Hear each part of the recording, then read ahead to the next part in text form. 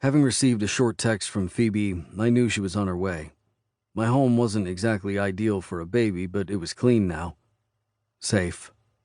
I couldn't have her or her brother, who, even though I loathed children, was quite cute. It helped that he looked like a miniature Phoebe, on the streets. When I'd learned she had a baby, I'd hated the infant immediately.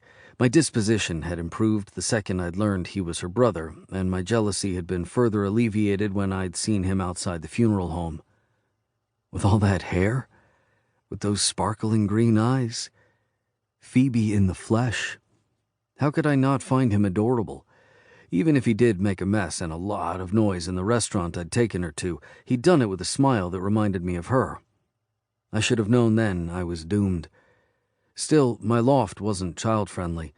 As I stood at the doorway trying to picture what she'd think, I had to wince. The open floor plan was split into two sections.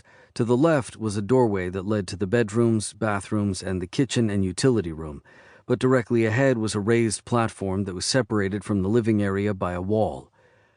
Once upon a time, the walls had been blank. Then I'd stumbled upon a Yayoi Kusama print in a store and had bought it, framed it, and placed it there. Whenever I walked in, I saw the print first, and it reminded me of both Phoebe and myself. The print was almost like a cross-section of a cell, with its endless dots and looping shapes, scarlet eyes, and the spiky perimeter that reminded me of dripping blood. But what resonated were the faces. I guessed they were crude, but one watched the other, and that was me, watching Phoebe. In that print I saw infinity, an endlessness to the obsession I had with her.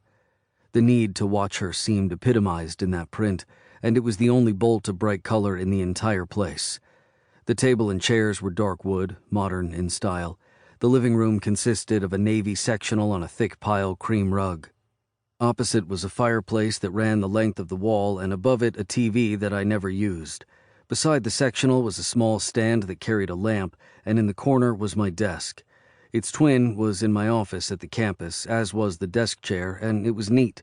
Most of the paperwork was housed within the drawers and never on the surface.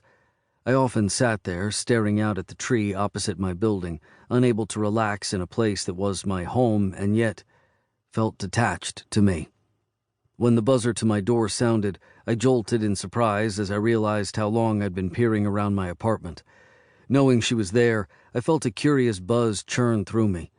It was a mixture of nerves because I wanted her to like the place even though I didn't, and also relief. She was here. She hadn't run. She'd be safe and I could rest.